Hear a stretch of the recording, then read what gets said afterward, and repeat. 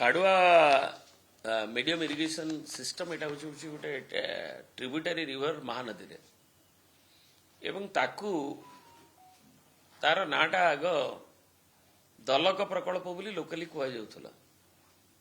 सेतबेले से दलक रे गोटे प्रोजेक्ट प्रतिष्ठा हेले चाषींकर लाभ हबो बोली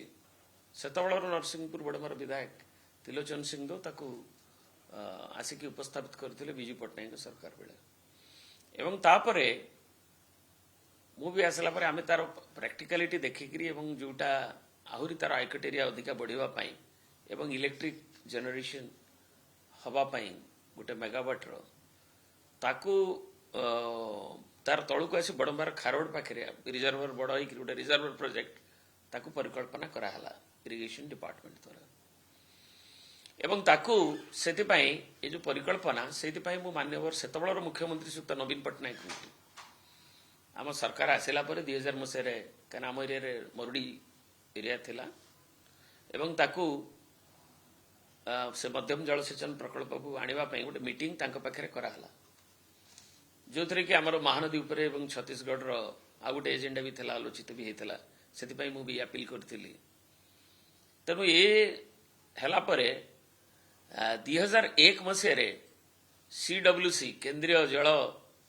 आयोग रो हाड़ुआ प्रोजेक्ट अनुमोदन पाइला एवं तापरे आमर जो ट्राइबल अफेयर्स रो जो परमिशन दरकार कहीं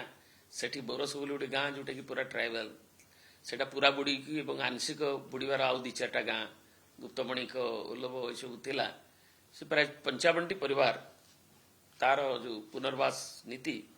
तार अप्रूवल हैला एवं जो रिजर्वर एरिया रे जो फॉरेस्ट हैला से स्टेज 1 क्लीयरेंस अणागला तापरे स्टेज 2 मध्य क्लीयरेंस 2007 रे मुताकू उद्यम करी सरकार सेतबळे एवं लागिथिले भी आमे ताकू आनिथिलु एवं ए प्रोजेक्ट तापरे रहिला एवं 2006-7 रे मध्य ए प्रोजेक्ट रो जो सैंक्शन थिला इनिशियली 63 कोटी से तबे परिवर्तित होइकरी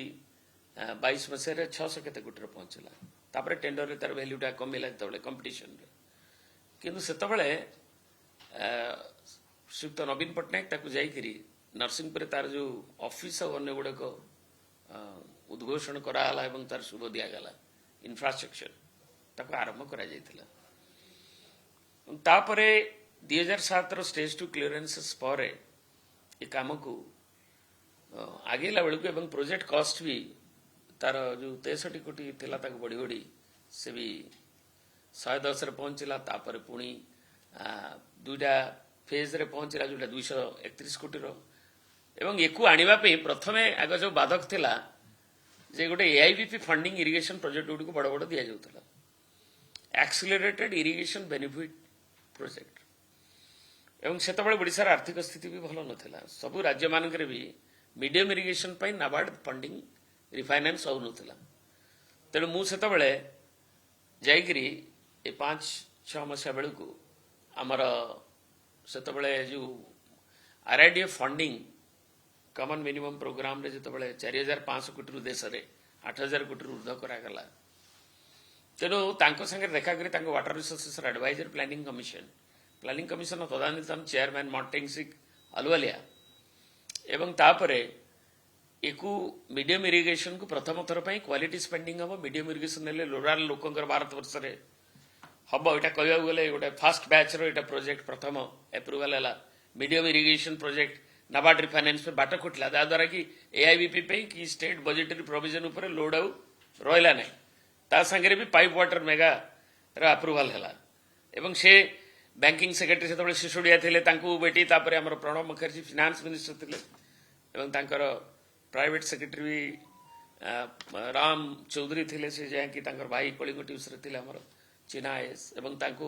सेठू अप्रूवल आनी कैबिनेट अप्रूवल होकर रंजना कुमार मुंबई आम जा नाबार्ड जो बोर्ड रे से अप्रूव कला मीडियम इरिगेशन प्रोजेक्ट तापर पुणी से 234 कोटी 2टा फेज रे दिया हो बोली नाबार्ड जो ट्रांच दिया जाए तार व्यवस्था हला एवं ताकू से प्रोजेक्ट पुणी गला बेले जो इरिगेशन डिपार्टमेंट रो जो टेक्निकली जो तार टेक्निकालिटीज अर्थ डैम हम कि कंक्रीट डैम हम ए डिस्प्यूट चलला एवं से कोटा सस्टेन करिवो कोटा नाही एवं से रो नेइकरी एवं से प्रोजेक्ट को पुणी फाइनली जेतबळे 2015 बेलू ताकू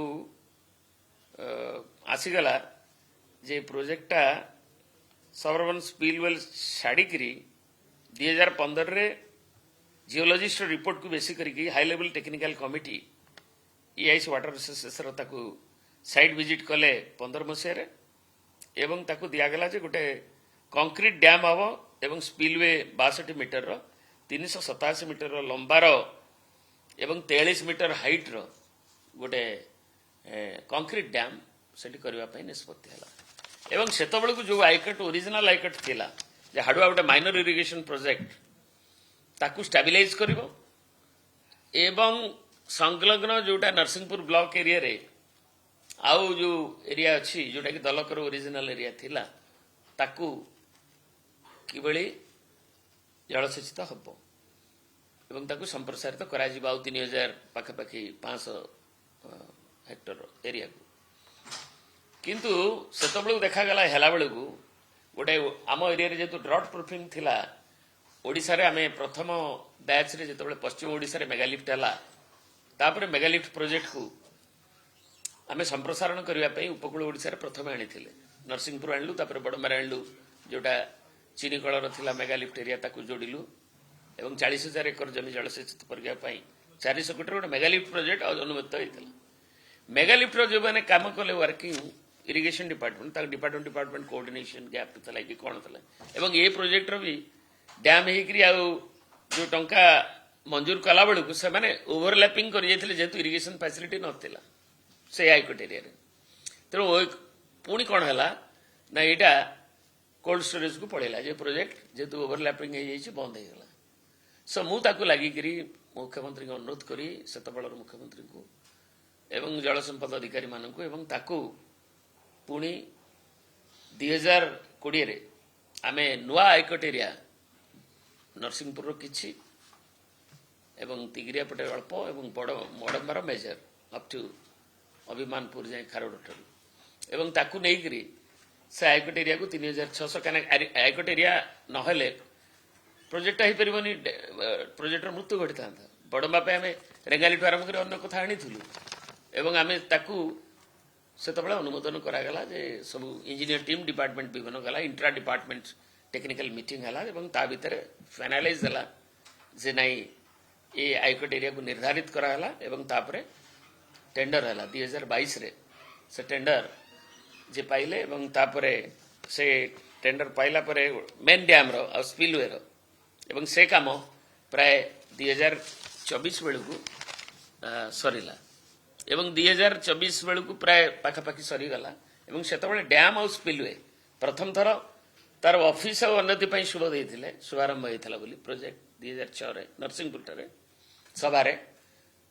एवं तापरे सेठी कान ऑफिसटा होता प्रथम तार मेन ऑफिस एवं तापरे हैला जे 2020 रे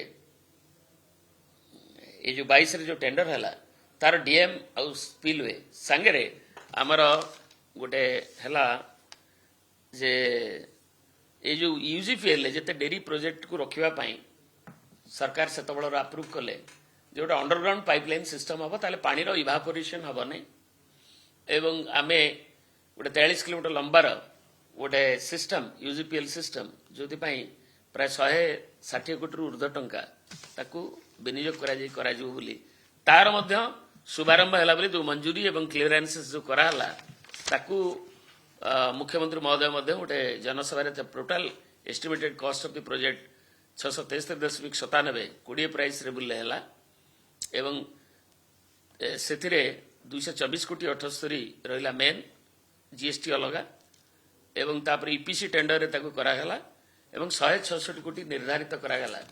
जो कि यूजीपीएल सिस्टम रे पानी दिया जाव तेणु गोटे डैम आ स्पिलवे डेडिकेट कराला एवं ताकू किछि काम यूजीपीएल जोटा हेले डिस्ट्रीब्यूशन सिस्टम से आम ये जो आईकोट एरिया को रखिकी करागला नवीन बाबू द्वारा सेटा उद्घोषित है 24 मसीह बड़म्बार एक जनसभा सी आवास जोगे से जोग देते एवं ताकू 6 थर टेंडर हवा पर सिंगल टेंडर कौन 2 थर है तापर जो विभाग रे ये 2 वर्ष नुआ सरकार आसला पर सो इटा बाकी डिलेड है जो यूजीपीएल बारंबार ताकू बातिल है जो टेंडरटा सेटा एबे 6 थर 6 थर है पर ताकू फाइनल होची 155 कोटी ना केते होची एवं ताकू जोटा कि कैबिनेट रे 100 कोटी ऊपर बोली काली अनुमोदित होईची तेणु ये गोटे ड्रीम प्रोजेक्ट एवं जो माने सेतबलर सरकार को भी धन्यवाद देवी जे इको गोटे एलाउ करथिले इवन 2016 रे आमे जतबेले महानदी डिस्प्यूट रे बसिथुलु मु भी ओडिसा रे नवीन बाबू निर्देश रे रिप्रेजेंट करूथुली रमण सिंह थिले सेपटे उमा भारती अध्यक्षता रे सेतबेले सेमाने तांकर ब्रिजमोहन अग्रवाल थिले इरिगेशन मंत्री से भी जो डिफरेंट जमते आमे ऑब्जेक्शन करूथुले तांकर आम परमिशन न नै करिछ ए हाडुआ प्रोजेक्ट भी सेमाने ऑब्जेक्शन कले medium so we defended it जे एटा ता पूर्वरु आमे करिछु 2004 रे करिछु एवं आगरु सीडब्ल्यूसी क्लियरेंस अछि नले से प्रोजेक्ट भी डिस्प्यूट हेकरे तांता से जाओ प्रभुंक करुणारु महाकाली माँ भट्टारिका प्रगलांक कृपारु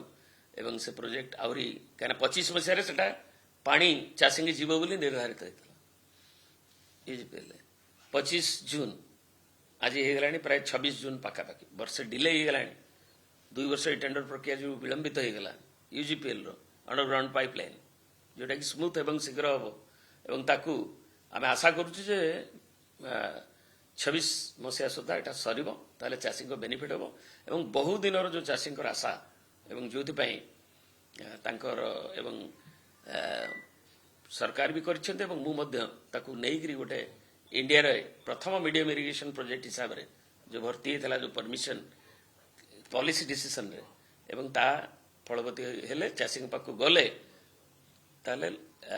आमे समस्त खुशी हेबा चाषी सहित सर आ गोटे छोट प्रसंग आपन जानते महानदीर ट्रिब्यूनल अवधि 2027 जनवरी 13 पर्यंत वृद्धि करा जायछि आज तो महानदीर सुनानी किंतु कथा आसुछि जो हाई लेवल कमिटी केबी सिंधु को अध्यक्षता गठन हेतला से कमिटी सर्वदलीय बैठक डाकिबा कथा डाकु नांती एक रे छत्तीसगढ़ जिबा कथा जाउ नांती गोटे अनिश्चितता वर्तमान महानदी छत्तीसगढ़ और ओडिसा रो जो महानदी वाटर डिस्प्यूट से आज पहुंची 47तम शुणाणी रे 46 शुणाणी सरी टेक्निकल कमिटीज इंटराक्शन कर उभय स्टेट रो एटा तो आमर 2014 रु हैला 18 रु ट्रिब्यूनल एवं 2018 मार्च एवं तापरे आज आसिक 8 वर्ष प्राय गलानी तेणु आम तो देखुचु जे सरकार उक्ति एडवोकेट जनरल उक्ति सब पब्लिक रे आसी मुख्यमंत्री तो कहते एटा सहमति रे हो जाउछि डिसेंबर भितर चिंता हो पारनी तेणु बोधे सहमति आसी पारुनी सो दैट आमर जो टीम जीवा कथा जाई पारुना एटा सरकार बेसी जानिथिबे इंटर मिनिस्ट्रियल कमिटी कहि परिबे काहे जाई पारुना एवं जो जहां हम पाखे खबर अच्छी टेक्निकल कमिटीज गुड़िक जो भी होईछि सेमानक भितर सहमति आसी नहीं एवं जदि सहमत एवं पुणी एक पाखे आम सहमति हो कहे एडे ट्रिब्यूनल अवधि सरीगला एप्रिल 13 रे सरुला तेणु आउ 9 मास जो 9 मास आमर जुक्ति करके उभय पक्षर बोधे देते जे आमर जो खानविलकर जस्टिस गला 9 मास जो बेला त्रिवेदी आसवा भितर जो गैप थिला 9 मास पे आवेदन मेंशन करते तेणु ताकू ग्रहण करा जायछि एवं नोटिफिकेशन आज कि काली राति रे हिछि सो पुणी ताकू घुंचिला आउ 9 मास पे आमर 27 जनवरी जाए तेणु आम आशा करुचु जे जो आपोष आलोचनार कथा कहते त्वरान्वित भाव में सरकार आणवे एवं आमर लीन पीरियड रे एवं अन्य पीरियड रे ओडिसा रो जो हक ताकू मिलिबो महानदी सिस्टम जो एवं खाली आमे देखुचे जे जो कथा कुहा जाउची जे आमे तथापि होपफुल हवा आमे नैराश्य वी आर नॉट पेसिमिस्टिक किंतु ए जाए आलोचनार किसी सुफल मिली नहीं होपफुली जदि आज कौन ट्रिब्यूनल आगे उपस्थापित करेंगे दुई सरकार तापर जना एवं ଆଉ ଅବଧି 9 ମାସ ଅଛି, ତେଣୁ 9 ମାସ ବି ଯଦି ସହମତି ହେବାର କଥା ତାହେଲେ ଏଇଟା ହେଇପାରିବ। ଆମେ ଆଶା କରିବା, କିନ୍ତୁ ତାକୁ ଓଡ଼ିଶାର ସ୍ୱାର୍ଥ ରକ୍ଷା ହେଉଛି ଆମ ପ୍ରାଥମିକତା ଏବଂ ତୁରନ୍ତ କିଭଳି ତାର ସମାଧାନ ହେଇପାରିବ ସରକାର ସେଥିପାଇଁ ଯୋଉ ବାଟରେ ହଉ ତାର ତତ୍ପରତା। 2018 ତ ଟ୍ରିବ୍ୟୁନାଲ ଶୁଣାଣି ହେଲାଣି, ବର୍ତ୍ତମାନ କିଛି ତ ହଉନି, କିନ୍ତୁ ଭାବୁଛନ୍ତି ଆପୋଷ ଶୁଣାଣି ଯୋଉ ଆପୋଷ ଆଲୋଚନା ଦୁଇ ଗଭର୍ଣ୍ଣମେଣ୍ଟଙ୍କ ଭିତରେ ଏବଂ କେନ୍ଦ୍ର ସରକାର ଇଣ୍ଟରଭ୍ୟୁ କରିବା କଥା, ଇଏ ଦ୍ୱାରା ସମାଧାନ ହେଇପାରନ୍ତା। ନିଶ୍ଚୟ, ଏବଂ ଆପୋଷରେ ଯଦି କେନ୍ଦ୍ର ସରକାର ଏବଂ ଉଭୟ ରାଜ୍ୟରେ ସରକାର ବି ବିଜେପିରେ ଅଛନ୍ତି, ତେଣୁ ଗୋଟେ ସହମତି ଆସିବାଟା ଗୋଟେ କଞ୍ଜେନିଆଲ ଆଟମସ୍ଫିୟର ସେମାନେ ଚାହିଁଲେ କରିପାରିବେ। କାରଣ ଅନ୍ୟ ରାଜ୍ୟର ଥିଲେ ବୋଧେ ତାଙ୍କୁ ଅନ୍ୟମାନେ ସେ ଇସ୍ୟୁଜରେ କଥାଟା ଗୋଟେ ବାହାରକୁ କ'ଣ ଦେଖାଯିବ, କିନ୍ତୁ ଯେହେତୁ ଡବଲ ଇଞ୍ଜିନର ସରକାର ଅଛି, ଏକା ଦଳର ସରକାର ଅଛି, କେନ୍ଦ୍ରରେ ବି ମାନନୀୟ ମୋଦିଜୀଙ୍କର ବି ପ୍ରଭାବ ରହିଛି ଏବଂ କି ମାନ୍ୟବର ସ୍ୱରାଷ୍ଟ୍ରମନ୍ତ୍ରୀ ବି ଏଥିରେ ଇଣ୍ଟରଭେନ୍ କରିଥିଲେ ବୋଲି କୁହାଯାଉଥିଲା, ଯାହା ମିଡିଆରୁ ଆମେ ଜାଣିଥିଲୁ। ତେଣୁ ସେମାନେ ଏକୁ କରିପାରିଲେ ସାଙ୍ଗେ କରିପାରିବେ, ଯୋଉଥିରେ କି ଆମେ ଲିନ୍ ପିରିୟଡରେ ଆମର ଯୋଉ ଦାବି ଯୋଉ ନବୀନଜୀ ଯୋଉଟା କରିଥିଲେ ଯେ 2 ମିଲିୟନ ଏକର ଫିଟ୍ ମିନିମମ୍ ଆମର ନଦୀର ଇକୋଲୋଜିକି ବଞ୍ଚେଇବା ପାଇଁ ହଉ କିମ୍ବା ଆମର ରିଭର ଫ୍ଲୋକୁ ରଖିକିରି ଆମର ମିନିମମ୍ ଲିନ୍ ପିରିୟଡରେ ଚାଷୀ ଆଉ ଅନ୍ୟମାନଙ୍କ ପାଇଁ ଯୋଉ 15ଟି 16ଟି ଜିଲ୍ଲାର ନଦୀ ଅବବାହିକାରେ ଯୋଉ 2 କୋଟିରୁ ଉର୍ଦ୍ଧ୍ୱ ଜନସାଧାରଣ ବାସବାସ କରୁଛନ୍ତି, ଚାଷୀକୂଳ ଅଛନ୍ତି ଏବଂ ତାର ଫ୍ଲୋରା ଫାଉନାଠୁ ନେଇକିରି ଆମର ମହାନଦୀ ହେଉଛି ଆମ ଜୀବନ ଧାରା, ତାକୁ କରିବା ଦରକାର। ଏବଂ ବର୍ତ୍ତମାନ ଯଦି ସେ ସୁଯୋଗ ଅଛି ଏବଂ ଯୋଉ କଥା କହୁଥିଲେ 2ଟି ରାଜ୍ୟରେ ବିଜେପି ସରକାର, କେନ୍ଦ୍ରରେ ବି ଅଛି ଏବଂ ଓଡ଼ିଶା ବି ଆମେ ଏ ବିଷୟରେ ଆମର ବି ସେଠି ଉପସ୍ଥିତି ବେଶୀ ଅଛି ପାର୍ଲାମେଣ୍ଟରେ। ତେଣୁ ଅନ୍ତତଃ ପକ୍ଷେ ତ୍ୱରାନ୍ୱିତ ପଦକ୍ଷେପ ଏକୁ କାଳ ବିଳମ୍ବ ନ କରି କରିବା ଉଚିତ।